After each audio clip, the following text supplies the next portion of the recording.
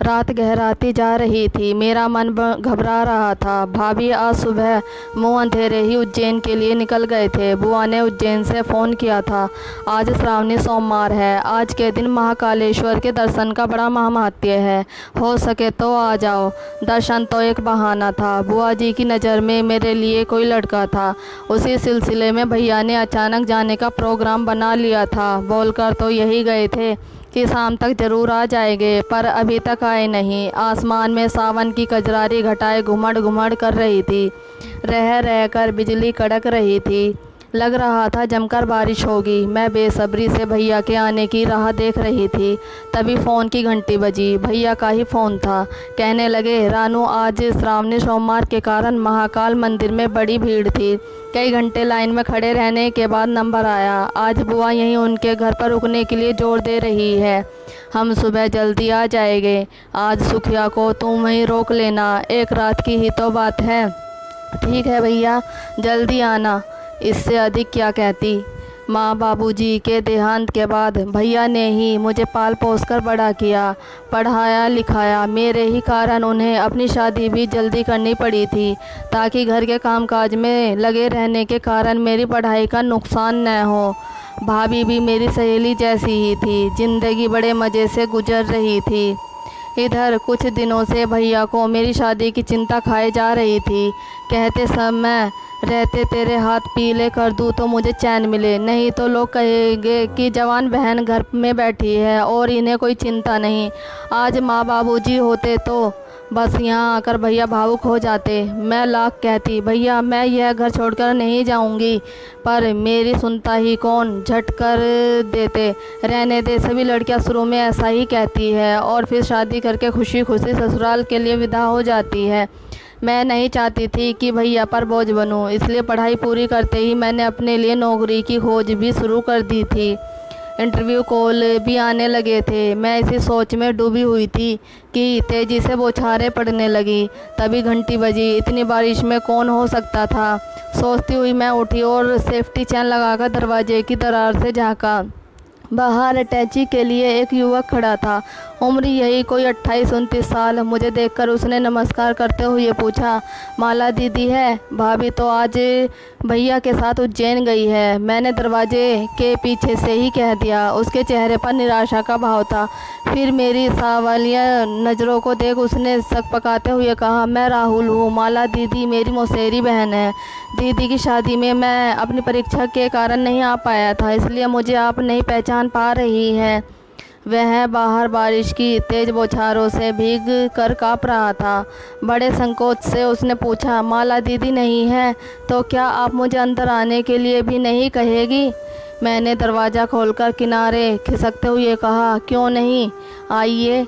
अंदर आकर भी वह दरवाजे पर ही ठिठक गया, क्योंकि उसके तरबतर कपड़ों से लगातार पानी से सारा फर्श गीला हो गया था। उसने वहीं से कैफियत देते हुए कहा, मैं एक मीटिंग में इंदौर आया था। माला दीदी से बहुत सालों से मिलना नहीं हुआ था, सोचा आज मिलता चलूं। उसकी घबराहट देख मुझे शरारत सूझी। मैंने पूछा, अगर आपको मालूम हो जाता कि भाभी आज यहाँ नहीं है तो क्या आप नहीं आते? अब तक वह भी कुछ कुछ सहज होने लगा था। उसने भी शरारत से ही जवाब दिया, हाँ वैसे तो नहीं आता, पर हाँ अगर यह मालूम हो जाता कि दीदी की एक सुंदर सी नटखट सी ननद भी है तो ज़रूर आता। सुनकर अच्छा लगा, पर अपने मनोभाव छुपाते हुए मैं मुड़ गई और अंदर भैया की अलमारी से तौलिया और कुर्ता पजामा निकालकर उसे थमाते हुए बोली, प्लीज़ बाथरूम में जाकर चेंज कर लीजिए, तब तक मैं चाय बनाती हूँ। मैंने रसोई में जाकर उसके लिए अदरक की चाय बनाई। साथ ही सुखिया को मैंने खाना बनाने के लिए कह दिया। तब तक वह कपड़े बदल कर आ गया। हम दोनों चुपचाप चाय पीने लगे। चुप्पी तोड़ते हुए इस बार भी उसी ने बात आगे बढ़ाई, आपने तो अभी तक अपना नाम भी नहीं बताया है। रानू, मैंने कहा, पर मन ही मन मैं सोच रही थी कि मेरी शादी के लिए लड़के तलाशते हुए भाभी को कभी राहुल का ख्याल क्यों नहीं आया। आने दो कल भाभी को, मैं खुद ही लाज शर्म छोड़कर भाभी को कह दूंगी कि मुझे तो आपका भाई राहुल पसंद आ गया है। राहुल भी शायद इस रिश्ते के लिए ना नहीं कहेगा। मन ही मन यह निर्णय लेते ही मुझे ऐसा लगने लगा जैसे मैं राहुल की वाग्दत्ता हो गई हूँ। मन के किसी कोने में शहनाइयाँ सी बजने लगी। तभी सुखिया ने आकर कहा, दीदी डाइनिंग टेबल पर खाना लगा दिया है, आ जाइए। इसके बाद दिन भर की थकी हुई सुखिया कमरे के बाहर गलियारे में बिस्तर बिछाकर सो गई।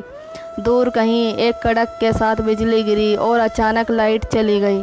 मैंने जल्दी से मोमबत्ती जलाकर टेबल पर लगाई और चुटकी लेते हुए कहा, आइए जनाब, कैंडल लाइट डिनर पर आपका स्वागत है। राहुल भी लगता है वागता चुरिया में पीछे नहीं रहना चाहता था। तब चांद सा रोशन चेहरा सामने हो तो कैंडल लाइट की भी क्या ज़रूरत है, बुझा दो इन्हें भी, खुशी की बज़्म में क्या काम है जनने वालों का। राहुल के मुंह से अपने लिए यह सुनना कितना अच्छा लग रहा था। इस क्षणिक मुलाकात में ही राहुल अपने विनोदी स्वभाव के कारण कितना अपना सा लगने लगा था।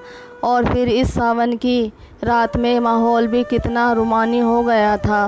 मोमबत्ती की मध्यम रोशनी में राहुल की प्लेट में आग्रहपूर्वक खाना परोसते हुए मेरे हाथ उसके हाथों से टकराते रहे। हो सकता है जानबूझकर भी दोनों ओर से ऐसा हो रहा हो। डिनर के बाद हम दोनों सोफे पर बैठकर गप्पे लगाते रहे। यहाँ वहाँ की न जाने कहाँ कहाँ की बातें। राहुल का विनोदी स्वभाव मुझे हंसा हंसा कर लोटपोट करता रहा। मुझे याद नहीं मैं कभी इतना खुलकर हंसी हूँ। बातों में मशगूल न जाने कब राहुल की बाहें सोफे के पीछे से होले होले मेरे कंधों को स्पर्श करने लगी, मालूम ही नहीं पड़ा। और झूठ क्या बोलूँ, मुझे भी यह अच्छा ही लग रहा था। इस श्रावणी रात में मानो मैं स्वयंवरा बन गई थी। बस कल भैया भाभी के आते ही इस संबंध पर रिश्ते की मोहर लगवाने में देर नहीं करूँगी।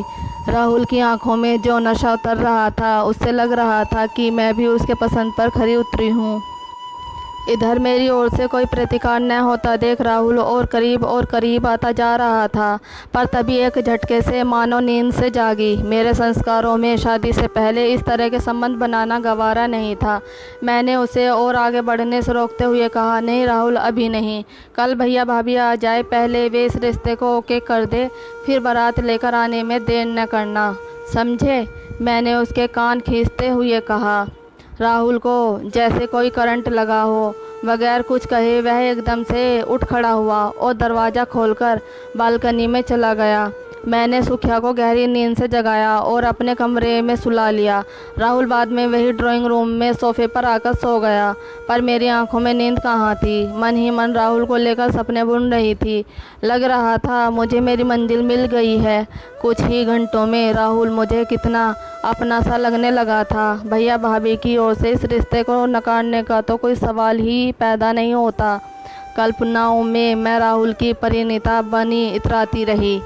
सुबह सुबह थोड़ी झपकी लगी होगी कि मैं अचाकर उठी। बारिश थम चुकी थी। सुखिया किचन में रात के बर्तन समेट रही थी। मैंने चारों ओर नज़र दौड़ाई। राहुल कहीं नज़र नहीं आया। मुझे लगा बाथरूम में होगा। बाथरूम में भैया का कुर्ता पजामा टंगा था जो राहुल ने रात को पहना था। इधर उसकी अटैची भी नहीं दिखाई दी। मैंने सुखिया को पुकारा, सुखिया तुम्हारे मेहमान कहाँ गए? ज़रा चाय तो बना दो उनके लिए। दीदी वो तो मुंह अंधेरे ही उठकर चल दिए। मुझे कहा कि मेरी सुबह की ट्रेन है इसलिए चलता हूँ। आपको उठाने लगी तो उन्होंने मना कर दिया कि रहने दो, मैं फिर आऊँगा। मैं मन ही मन मुस्कुराई कि राहुल, मुझे मालूम है तुम बार बार वापस आओगे, पर मुझे अच्छा नहीं लगा कि राहुल मुझसे मिले बगैर कैसे चला गया।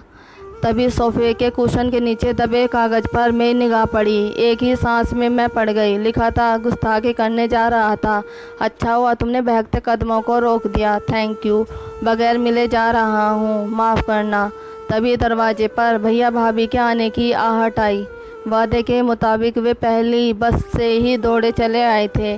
बहुत खुश नज़र आ रहे थे। आते ही भाभी ने उत्साह में भरकर कहा, रानू जल्दी से नहाकर तैयार हो जाओ, लड़के वाले आज ही तुम्हें देखने आ रहे हैं। मैंने उन्हें लंच पर बुला लिया है। सब साथ ही मिलकर खाना खाए गए। फिर भाभी मेरे उत्तर की प्रतीक्षा किए बगैर किचन में घुस गई और सुखिया को बताने लगी कि आज खाने में क्या क्या बनेगा। मेरी बात सुनने की भाभी को फुर्सत ही नहीं थी। मैं अपनी बात कहने के लिए उनके पीछे पीछे घूमने लगी, पर भैया के सामने कहने की हिम्मत नहीं हुई। जब भाभी कपड़े बदलने अपने कमरे में गई तो मैं भी उनके पीछे पीछे चल दी। समझ नहीं आ रहा था कि बात कहाँ से शुरू करूँ। बड़े संकोच से मैंने कहना शुरू किया, भाभी कल आपकी मौसी का लड़का यहाँ आया था। हाँ, क्या नाम है उसका? मैंने बनते हुए पूछा। कौन? राहुल। कैसे आना हुआ उसका? अकेले ही आया था या उसकी बीवी भी साथ थी? भाभी ने साड़ी को तय करते हुए पूछा। राहुल की बीवी? सुनते ही मैं मानो आसमान से ज़मीन पर आ गिरी। भाभी मेरी और पीठ किए अलमारी में से कपड़े निकाल रही थी। उन्हें मेरी इस हालत का बिल्कुल भी अंदाज़ा नहीं था, पर मैंने जल्दी ही अपने आप को संभाल लिया और कहा, आया तो अकेला ही था। सुखिया ने बढ़िया खाना खिलाकर दिया था। रात को वहीं सोफे पर सो गया और सुबह न जाने कब चला गया, मालूम ही नहीं पड़ा। जाते समय मिलकर भी नहीं गया। मैं बड़ी सफाई से सारी बात छुपा गई। अब कहने को क्या बचा था? कोई बात नहीं, उससे तो मैं बाद में निपटूंगी। चल अब तू जल्दी से तैयार हो जा। आज मेरी यह गुलाबी सिल्क साड़ी पहन लेना, तुझ पर बहुत खिलती है। कहते हुए भाभी ने पलंग पर साड़ी रख दी और कमरे से निकल गई। मेरे सर पर हजारों हथौड़े बरस रहे थे। मुझे गुस्सा आ रहा था कि राहुल ने मुझसे यह बात क्यों छुपाई कि वह शादीशुदा है। हाँ, पर मैंने ही उससे यह कब पूछा था या उसे यह सब बताने का मौका ही कहाँ दिया? यह भावनाओं का ज्वार था या मौसम का खुमार, या अचानक मिले एकांत का लाभ उठा लेने का कोई लोभ, या फिर मेरे अंतर्मन में छुपी यह भावना कि जल्दी से जल्दी मेरी कहीं शादी तय हो जाए ताकि भैया मेरी चिंता से मुक्त हो जाए। क्या यही सोचकर मैं इस श्रावणी रात में स्वयंवरा बनने को आकुल हो गई थी? पर राहुल स्वयं शादीशुदा होते हुए मौके का फ़ायदा नहीं उठा रहा था क्या? मुझे खुद पर गुस्सा आ रहा था कि क्यों मैंने एक अजनबी पर इतना विश्वास किया कि उसे जीवन साथी बनाने के सपने देखने लगी। पर फिर भी अभी तो कुछ नहीं बिगड़ा था। मैंने खुद को एक फिसलन भरे रास्ते पर फिसलने से रोक लिया था। इस अनुभूति से मुझे जो राहत मिली उसे मैं बयान नहीं कर सकती। साथ ही रात की उस घटना ने मुझे यह सबक दिया कि कभी भी कहीं भी कोई भी किसी भी रूप में हमारा फ़ायदा उठा सकता है। उसका प्रतिकार करने का हम में साहस होना चाहिए। मैं न जाने कितनी देर तक इसी अंतर्द्वंद से जूझती रही। तभी भाभी ने आकर कमरे में झांका। अरे रानू, तू तो अभी तक वैसी बैठी है, कब तैयार होगी? देख वो लोग तो आ भी गए हैं। ड्राइंग रूम से मेहमानों के आने की हलचल की आवाज़ें आ रही थी। मैंने गुलाबी सिल्क की साड़ी पलंग से उठाते हुए कहा, बस भाभी, मैं जल्दी से तैयार होकर अभी आई। Thank you.